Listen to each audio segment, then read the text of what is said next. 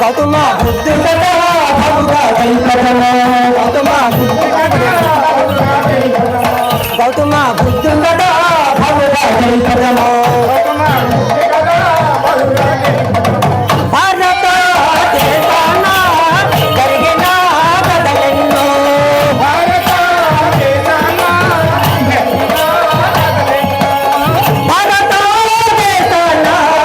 జరిగిన కథలెన్నో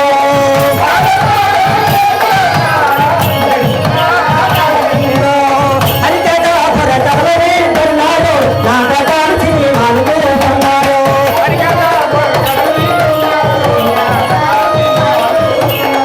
హరికథ భరతలు వింటున్నారు నాటకాల్సి అనుకుంటున్నారు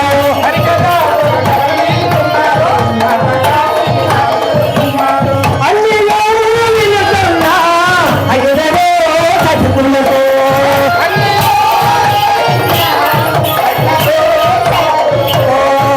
అయ్యా వందనంబులు చేసి విన్నవించదము కథ సావధానము జరిగి కోటలులాగా మా పలుకులాగా తింటండి ప్రజలులాగా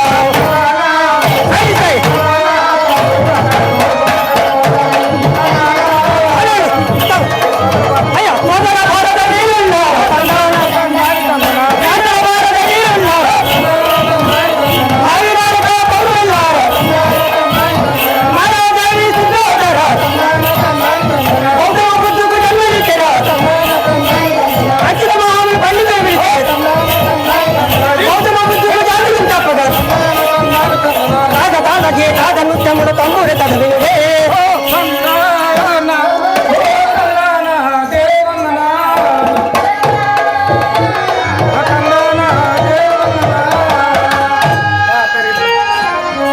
తగిడి దగ్గర తరిగిడ తరిగిడ తజంతరిత తజంతరిత దయచేసి మైక్లో ముట్టుకోక మనుషులకే కోసం ఉంటుంది అనుకుని ఇది ఇదే కిందకి అయిపోయింది. ఇది లేపాలి ఇది సరిపోద్ది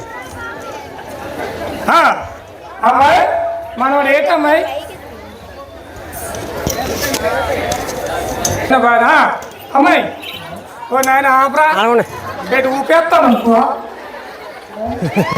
కానీ ఎంతవరకు ఎట్టేది భోజనం దేక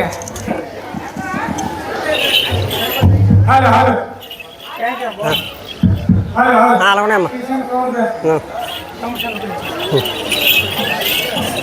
అమ్మా ఏటమ్మాయి మనవాడు ఏంటి ఎంతవరకు కూడా బారిన పాట ఏటమ్మా ఎంతో దేని గురించి చెప్పాడు జీవితం చెప్పాడు ఎలా చెప్పాడు చెప్పు నాకు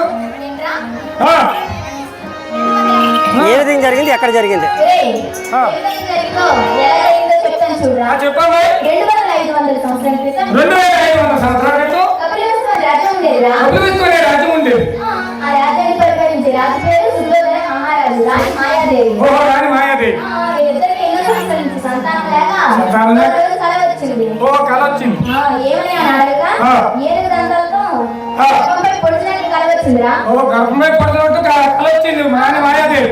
అవును. శభాష్. కలే నిజమై. నెల నిండగా తల్లి ఇంటికి వెళ్దాం అనుకున్న రాణి మాయాదేవి అలా వెళ్తూ ఉండగా దారి మధ్యలోనే ప్రసవించారా. ఓ భాగ మధ్యలోనే ప్రశంసలు జరిగింది. అవును. ప్రసవించిన తర్వాత రాజుగారికి తెలిసి ఈ వార్త అన్నటువంటి సుద్ధోదన మహారాజు తల్లిని భార్యను వెంట పెట్టుకొని రాజ్యానికి వచ్చారా. తన రాజ్యాన్ని తీసుకొచ్చాడు. తీసుకురాగా జాతకం చూపిద్దామని అచ్యుత మహాముని అని పండితుడిని పిలిపించి జాతకాలు అంటే నాకు వచ్చామ్మా జాతకాలు చెప్పరా బ్రహ్మాలే చెప్తాను. ఏదమ్మా నీ చెయ్యేదమ్మా చెయ్యి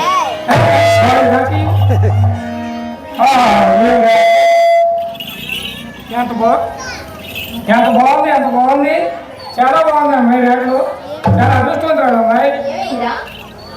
అమ్మ సోదో అమ్మ సోడి